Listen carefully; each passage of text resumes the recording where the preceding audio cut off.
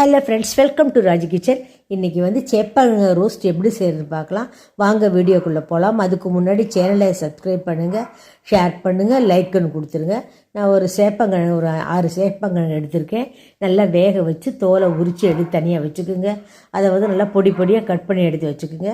இப்போ வந்து நான் வந்து அரிசி மாவு வந்து ஒரு 4 கரண்டி எடுத்து போட்டிருக்கேன். 4 ஸ்பூன் எடுத்து போட்டு 1.5 ஸ்பூன் மிளகாய்த்தூள், 1 ஸ்பூன் கரம் மசாலா, தேவைக்கேற்ப உப்பு போட்டு எல்லாத்தையும் அதை கலந்து விட்டுக்குங்க.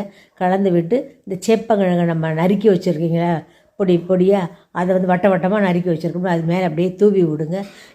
தூவி விட்டு அப்படியே கலந்து எடுத்து வச்சுருங்க. ஒரு அரை மணி நேரம் அப்படியே ஊறட்டும். அதுக்கப்புறம் எண்ணெயில் போட்டு பொரித்து எடுத்துடுங்க. ஒரு பக்கம் அப்படியே விட்டுடுங்க. ஒரு பக்கம் வெந்த உடனே மறுபக்கம் திருப்பி போட்டு எடுத்திங்கன்னா அருமையான சேப்பங்கிழங்கு ரோஸ்ட்டுங்க. இது தயிர் சாதம், சாம்பார் சாதம், ரச சாதம் எதுக்கு வேணுங்க தொட்டுக்கிட்டு சாப்பிட்டா சூப்பராக இருக்குங்க. இந்த மாதிரி செவந்து எடுத்துடணும். அப்போ தான் நல்லா முறு நல்லா கிரிப்பாக சூப்பராக இருக்கும். இது செஞ்சு பார்த்துட்டு கமெண்ட் பண்ணுங்கள். குழந்தைங்களுக்கு இது வந்து விரும்பி சாப்பிடாங்க. சேப்பங்கிழங்கு வளவழன்னு இருக்குது வேண்டான்னு சொல்கிற குழந்தை கூட அழகாக சாப்பிட்ருங்க. செஞ்சு கொடுத்து கமெண்ட் பண்ணுங்கள். தேங்க்யூ.